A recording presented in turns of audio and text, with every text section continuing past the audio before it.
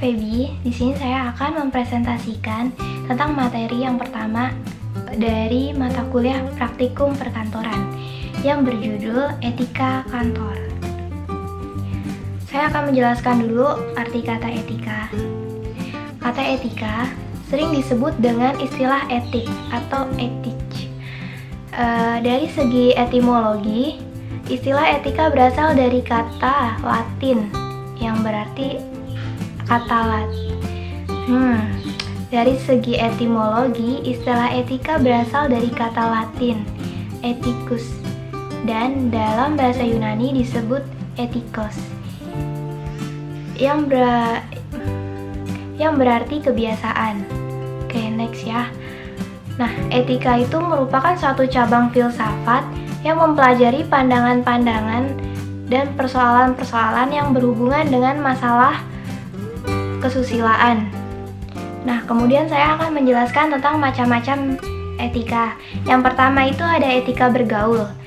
Hal yang perlu diperhatikan adalah yang pertama, bersikap sopan santun dan ramah. Yang kedua, penuh perhatian terhadap orang lain atau empati. Yang ketiga, mampu menjaga perasaan orang lain. Keempat, berusaha untuk saling membantu bila melihat teman kerja membutuhkan bantuan. Yang kelima, mampu mengendalikan emosi. Kemudian, ada etika berpakaian.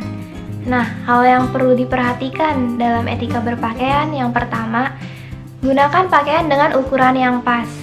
Kedua, biasakan berpakaian rapi dan tidak kedodoran. Yang ketiga, jangan merubah model pakaian. Kemudian, ada etika berbicara. Nah, hal yang perlu diperhatikan dari etika berbicara yaitu 1. Pada saat berbicara harus menatap lawan bicara. Yang kedua, pada saat berbicara suara harus jelas terdengar. Yang ketiga, gunakan bahasa yang baik dan benar. Kemudian yang keempat, hindari menggunakan nada suara yang tinggi. Kemudian, aturlah pembicaraan agar gampang dimengerti. Keenam, belajar untuk bisa mengimbangi lawan bicara. Ketujuh, berusaha untuk menyenangkan lawan bicara. Yang kedelapan, ciptakan selang sekali waktu rasa humor. Jadi kayak sedikit bercanda gitu ya. Kemudian yang terakhir, mampu untuk memuji lawan bicara. Ada juga hal yang perlu dihindari ketika kita sedang berbicara. Yang pertama, jangan membicarakan kejelekan orang lain atau teman kerja. Yang kedua, pada saat berbicara, hindari pembicaraan hal yang sensitif. Dan yang ketiga, jangan memotong pembicaraan orang lain. Yang keempat, jangan monopoli pembicaraan. Dan yang terakhir, hindari untuk membicarakan diri sendiri. Kemudian, cara untuk menjaga hubungan dengan rekan kerja. Yang pertama, jadikanlah teman kerja sebagai mitra kerja, tetapi jangan menganggap teman kerja sebagai pesaing. Yang kedua, menumbuhkan rasa saling membantu satu sama lain. Yang ketiga, ingatkanlah teman kerja ketika ada sedikit masalah yang menyimpang. Kemudian, yang keempat, jaga agar tidak menjadi konflik yang berkepanjangan. Kelima, biasakan untuk berdiskusi yang bermanfaat. 6. Jangan menjelekkan atau menjatuhkan teman kerja di hadapan atasan. Dan yang terakhir, hargai teman kerja sebagai manusia yang bermartabat. Kemudian lanjut, hal penting yang harus diperhatikan dalam etika kantor. Yang pertama itu ada sosialisasi. Sosialisasi merupakan sebuah proses komunikasi yang harus dijalani sebagai situasi dan kondisi baik di rumah, kampus maupun di kantor. Yang kedua, bicara dengan jelas. Bangunlah komunikasi dengan arah pembicaraan yang jelas. Pembicaraan tanpa arah hanya akan membuat lawan bicara bingung. Yang ketiga, hati-hati berkomentar. Ketika dilibatkan dalam sebuah pembicaraan yang melibatkan isu menarik, tentu akan memancing untuk berkomentar. Nah, kalau udah kayak gitu, kita pikirin dulu nih mateng-mateng komentarnya. Namun, hendaknya jika kita ingin berkomentar, kita harus memikirkan dulu matang-matang sebelum kita melontarkan. Nah, kalau dalam pembicaraan itu sedang serius, jadi dipastiin bahwa kita memberikan komentar yang berisi gitu. Kemudian yang keempat, kompromi. Kemudian yang keempat ada kompromi. Ini tidak hanya di dunia kerja, ketika memasuki lingkungan baru, tentu karyawan akan dihadapi dengan orang-orang dari berbagai latar belakang yang berbeda.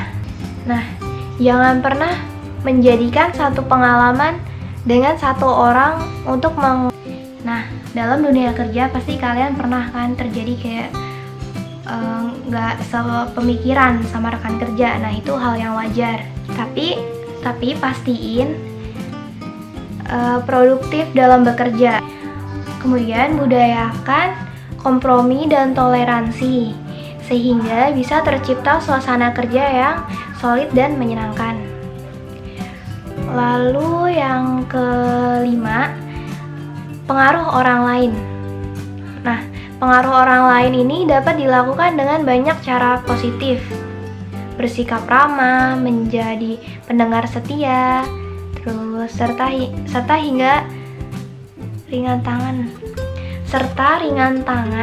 akan membuat orang lain merasa nyaman berada di dekat kamu gitu.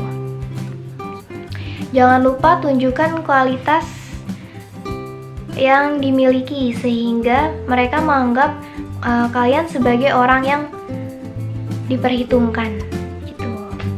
Kemudian yang keenam ada hadapi masalah. Meski telah berusaha dengan baik, itu bukan sesuatu yang bijak. Jadi, kita harus menghadapi masalah tersebut dengan kepala dan hati yang tenang. Gitu. Kemudian yang ketujuh ada tidak mudah terpancing.